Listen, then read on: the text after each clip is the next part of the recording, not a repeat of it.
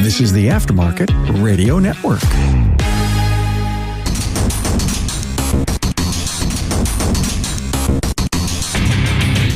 Welcome, everyone, to yet another episode of Diagnosing the Aftermarket A to Z. I'm Matt Fanslow, and the best way to not feel hopeless is to get up and do something. Don't wait for good things to happen to you. If you go out and make some good things happen, you'll fill the world with hope. You'll fill yourself with hope. That and listening to me bite off way more than I can chew right after a word from our sponsor, NAPA Autotech Training. So, are you looking for the right training provider that offers cutting-edge courses to hone your automotive skills? Well, let NAPA Autotech take you to the next level. Go to NAPAAutotech.com for more details about classes near you. I've had a bit of a week, really more of a weekend, if you will, that got this idea churning in my head. And I guess I'd be lying to you if I haven't been contemplating talking about game theory for a while. And I don't know that I'm going to speak purely about it because, I don't know, I guess I would like to make it really matter. It was mentioned. Game theory was definitely mentioned in an earlier episode 38, when I had Dr. Joshua Rosenblum on, the economist and economics instructor. We talked about, I guess, some fundamental economics. We mentioned game theory, talked a little bit about it. It's definitely a topic I want to talk more and more about, or at least weave into conversations, more and more conversations. But before I go there, I'm just going to go over really this weekend. For one, I went to somebody's wedding. I don't know these people that well. I was there to babysit, which you guys may find odd because usually I'm the one that needs to be babysat. You think I'm joking. I'm not joking. But a friend of my wife's, and really mine, a mutual friend of ours, has baby twins, and she is also in the wedding party.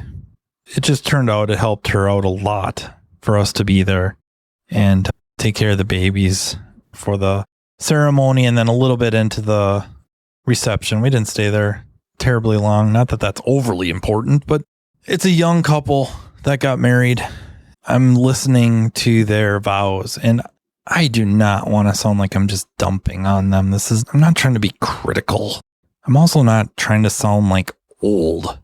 I'm probably laying on the logic, if you will, a little thick, but it just screamed to me as I'm listening to them read to each other and those in attendance, their vows, that while I am more than understanding and sympathetic to trying to put into words, A, your feelings for this person, and B, all your hopes and dreams. And man, I guess part of me was like, the actual ritual of the marriage and being married was being lost in what I felt was a shuffle of Hollywood or romance novels.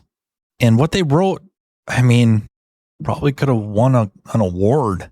They worked really hard on them, which is probably what should have meant the most. And I'm not saying it didn't. I don't know.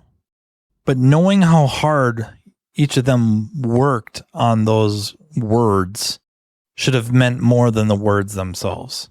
And that sounds really judgy, and maybe I am. I don't know. I don't think I am, but I would hope that it would hit them that the effort put in meant or means so much more than the actual words, because otherwise it's just, I'm telling you, it's crap right out of a romance novel, stuff you see in Hollywood, on television, making promises neither can keep, projections that just aren't that important when it really gets down to it. I suppose there's the statistics too, like the Gottman statistics, something Margaret, who's been on many times. I would rattle off episodes, but you know what? She's been on many times and hopefully will be on many times more because they are the authority. Not that they should have been up there quoting statistics to one another, although that would have been cool. I think just a measure of reality. And I'm not saying like I'm going to stick with this, stick with you as long as I can until I find somebody better. Not so much that, but I think take a little bit of the fantastical out of it. And the only reason I bring that up is because the social construct they've formed, and they actually have their own separate social constructs that a lot of it kind of overlaps and blends. But I don't know that they've really sat down and shared their social constructs. And they may not even truly understand what they are. Not just the words or phrase social construct, but also to identify theirs and where it comes from and why. The other thing that happened this weekend is I found out that a friend of mine, his wife, had an affair. To make matters worse, it was with his brother. I mean, you can't make this crap up. He's extremely hurt, which, again, makes sense. He's kind of on the warpath, which is understandable.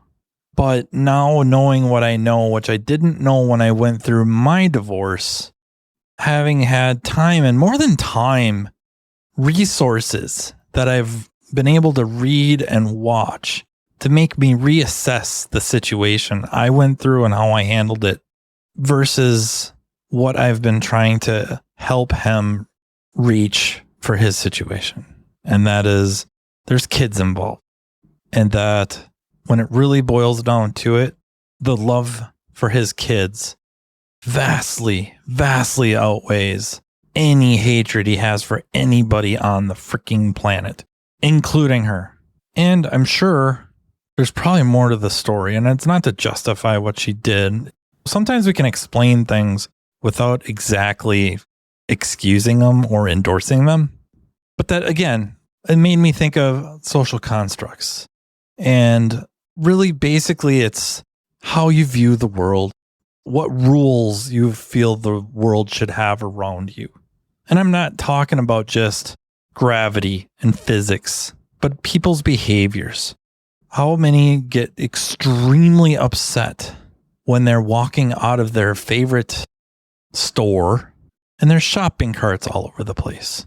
Like a bunch of freaking animals, right? That's what they're thinking. A bunch of animals shop here. They go elsewhere because shopping carts usually are put away. It's just a much rare occurrence. These shopping carts are riddled through the parking lot. That's a social construct, an idea of how things should behave. And don't get me wrong, we agree on a lot of things, like as a species or a society, probably more importantly, the society. We agree on certain rules of behavior. It might be if you took the card out that you should return it to the receptacle. When I was a kid, you had to take it all the way back to the store. Not had to, you chose to. If you go to Aldi's, then you get your quarter back. If rules of behavior in a relationship, I think a lot of times they're unspoken.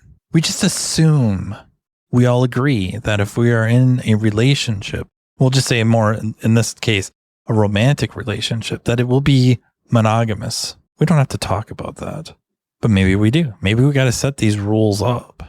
We have to set these expectations up. And I think that's maybe even better. And experts or people very well read into like social constructs will probably crucify me on this, but I think we could really boil down, at least enough for conversation's sake, social constructs to expectations. What are our expectations? Maybe one of the best examples of a social construct is currency, money. That paper you have in your hand, in your wallet, in your purse, in your pocket, in your sock drawer, only has value because we all agree that it has value, and specifically the value on the piece of paper. Otherwise, it's a piece of freaking paper, nice paper, high quality stuff, but it doesn't have any intrinsic value. We, as a society, agree on its value. That's a social construct that we all contribute to. But then we all have our own little social constructs. Many times we agree, where I can't get away now from a little bit of game theory. And just very quickly, game theory was essentially created for, we'll just say the inventor, to do better at cards, specifically poker. That was its very, very beginnings. It's evolved. Why I bring it up here is game theory now is used quite a bit in social interactions, psychology, because really any interaction you have is a game.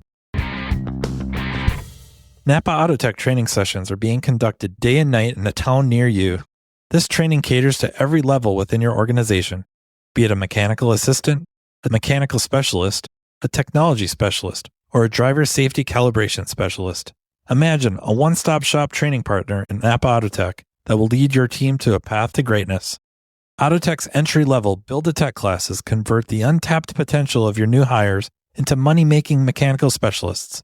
Autotech's higher-level tech update classes introduce specialists to the world of ever-changing technologies, which prevents your shop from getting technologically stagnant. Remember, if you're not moving forward, you're falling behind. And, turning to the front of the store, the Autotech Service Advisor class is an awesome way to hone your client advocate skill set, ultimately benefiting the customer through an improved vehicle repair experience. But it doesn't stop there. Imagine an electric vehicle class that takes your specialist well past the mundane, yet necessary safety topics. Well, it's here. Autotech's EV Ready training is a week-long curriculum that takes participants through a hands-on experience involving hybrids and electric vehicles.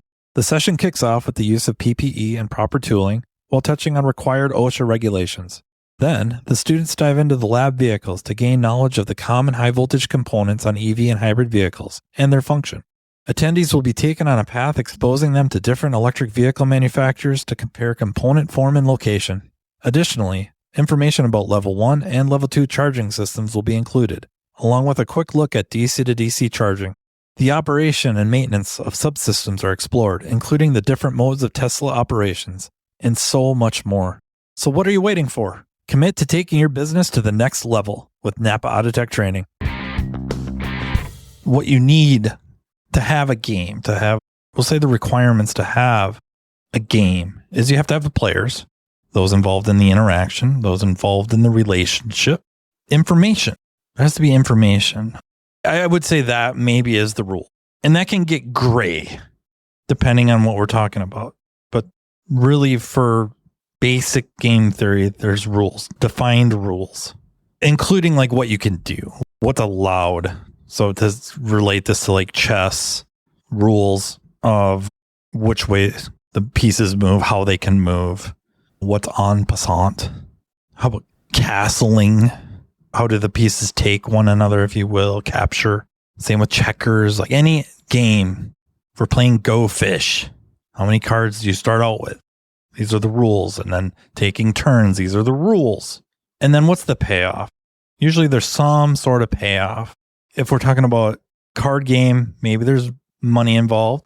Maybe it's just, hey, I won, you lost. Gloating. Maybe if we're talking about just an interaction between a kid and an adult, there's learning involved and teaching, the feeling of passing on information. And if we're talking about just a friendship and enjoying each other's company. If we're talking about cars, auto repair, it's pretty evident. I bring my vehicle that is causing me issues or has concerns or I have concerns about it. And in exchange for X amount of dollars that we've all agreed on that these pieces of paper share value. We share the amount of how much each one of these pieces of paper is worth. How many of these do you need to bring the car up to my expectations or solve my concerns? And then really we tend to try to observe what are the manufacturer's specifications. So can we bring this back up to specification as well as alleviating the symptoms or of the vehicle that concern you or whatnot, right? That's the agreement. That's the game. Here's the rules. How many of them are unspoken? How many are assumed? What is the social construct of the consumer versus the social construct of us, the service provider, be it the owner of the business, the manager of the business, if they're different, the service advisor, the customer service rep, the Autotech? What are all the expectations? how this plays through and how many of those expectations are shaped by the rules set in this game. And are there rules that are actually set and spoken and understood between all the players? And that's where I'm going with this is we have these social constructs at the wedding. They're setting up these social constructs, but I don't know if they're communicating them. So are they potentially leading themselves to dissatisfaction, to failure? And I'm not saying that divorce, but let each other down. There's disappointment. The social construct of the marriage that is, I think, ending, it's going to be terminated due to the actions of his wife, that the constructs set up were broken, but were they spoken? Should they have been spoken? I don't know. I'm not campaigning for one or the other. That one's a little bit easier to grasp, I think, or everyone buys into that one a little bit more. She broke a major rule. How many rules were broken before that weren't spoken between, we'll just say, the rules he broke? Did he know the rules were there? And then the auto shop. The client has expectations. It might be super simple, overly simple. Here's my car. It's broken. Tell me what it's going to take to fix it, how much it's going to cost, and then have it done when you say you'll have it done. And anything outside of that breaks the rules. And now they're unhappy. And then I would have said like a 3-star review, but I don't know if those even exist. And I think it's 5-star reviews or the review process that has potential for 5 stars has really actually just become binary. It's either 1 or 5. There isn't. If you're reading somebody's reviews and they're like 4.7, it's because they had a few 1s. There's no such thing as a 3 or a 2 or a 4. So possible 5 spots, but it's binary. It's 5 or it's 1. There's no in between. But the rules are broken. I'm disappointed. This is not a good service experience. Even if the rule was unspoken, nothing was set. And am I saying that the client is being fully unreasonable? Not really, not most of the time. But sometimes those rules are going to get broken because they have to. Not because of any desire on our part. We're working with, in some cases, the automobile by itself is a complex machine. It just is. There's a lot going on. Not everything on the car, every system is complex. Not every service we do is wildly complex. We can prove that because we've commoditized a lot of things because they're not complex. We've commoditized so many things because they're not overly complex. To our own detriment. We are our own worst enemies. But anyways, where are the rules set? Where do we try to learn about their social construct and share with them ours? I just think it's situations like these that almost every moment we can use as inspiration to think about other things. Am I saying that you go to the wedding, what you watch should tell you or inspire you to think about things at the shop? At least a little. Does everything have to be about the shop? No. Can it inspire you about your own relationships? Can it inspire you about relationships, not just with your significant others or with a potential partner, mate, whatnot? Sure, that's easy. How about friendships? How about just neighbors, people you interact with? Why not? And the same thing at the shop. Why can't certain issues you run into on a vehicle inspire you to think about something at home that's not mechanical in nature? I don't know. I guess part of me, not that this episode is really aimed this way, that just everything should inspire you, but I think everything can inspire you. And the experiences can be good and bad to inspire you and apply that positively. Not every interaction, not every game is going to have mutually beneficial. So just to tidy up the game theory, early game theory was very much zero sum, which is there's a distinct winner and a loser, or winner and losers. In more modern, I'll just say like post-Nash. Yeah, we'll just go with post-Nash game theory, where it's now cooperative. You can have win-win or lose less situations. I honestly think a kind of a better way to think about things, especially from a business standpoint, whether it's in competition with other repair shops, local repair shops, but also with customers. We're looking for win-win. How can we put ourselves in the best situation to consistently, regardless of what the client's expectations are, win? And put them in the best position to win, right? There can't be any guarantees, but what do we do to evolve that? And one is we have to make sure everybody knows the rules. Everybody. I don't mean it's something as silly as when the invoice is ready, you pay me. That's the rules. That could be an example of a rule. There's also setting expectations. Those are rules. Setting the expectations. This is the process. This is how the process usually goes. Sometimes this is how the process goes. Most of the time it goes through this process. Once in a great while we get into this process. And there's going to be slightly different processes for different services. There's a few things that often are far more straightforward than others. It's difficult to compare a brake service, we'll just say a brake job, to diagnosing a parasitic drain. They're just different. The process is slightly different itself in finding the issues and fixing them, but also what the customer's expectation should be.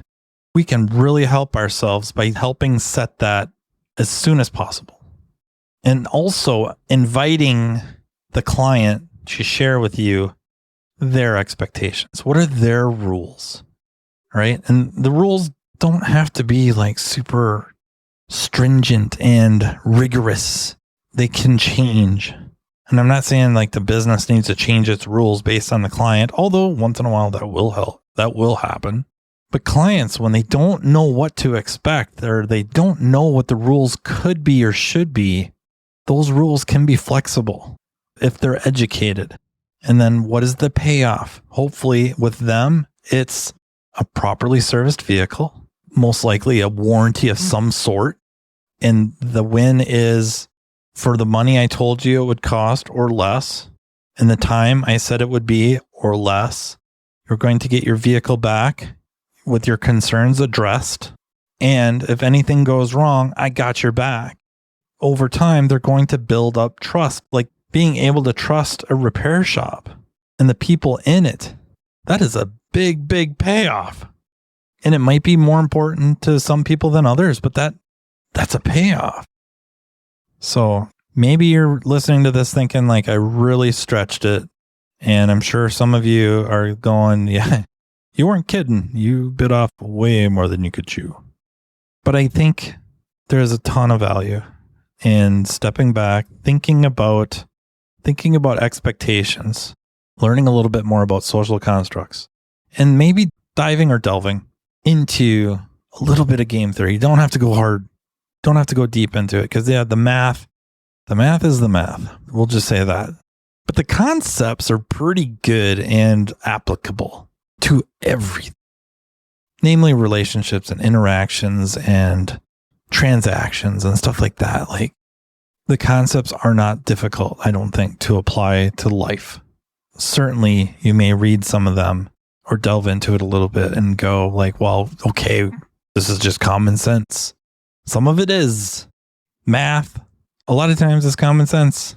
A plus B isn't necessarily C, right? A plus B equals A plus B. Common sense. I mean, there's algebra, even geometry. Some of that, like, it might at first seem like Greek, but after you see it or use it, all of a sudden it's really just common sense. It's a lot of it, not all of it. Deeper you go, the less common sense it gets. So welcome to reality. And social constructs are how we deal with reality. And with that, I will wish you a great rest of the week and look forward to more of the comments coming in, more of the emails coming in about past episodes. And I'm liking some of the ideas for future episodes. Please don't hesitate to fire them off or let me have it. Or you could agree with me. That sometimes those are nice. I'm just kidding. You don't have to. But yeah, you could email me at mattfanslowpodcast@gmail.com. You can reach out to me on social media. If you want to be on the podcast, please let me know. Thank you to NAPA Autotech Training for sponsoring and enabling me to do this. And thank you to the Aftermarket Radio Network for just continually letting me get away with this. Really, that's what it is, right? Thank you to them. Until next time, take care. You've been listening to Matt Fanslow, diagnosing the aftermarket A to Z on the Aftermarket Radio Network. Follow Matt on your favorite listening app. He's very interested in what you have to say. Let him know what you'd like him to cover and come on the show. Matt is all for advancing the aftermarket. Find Matt Fanslow on social media and connect or on aftermarketradionetwork.com.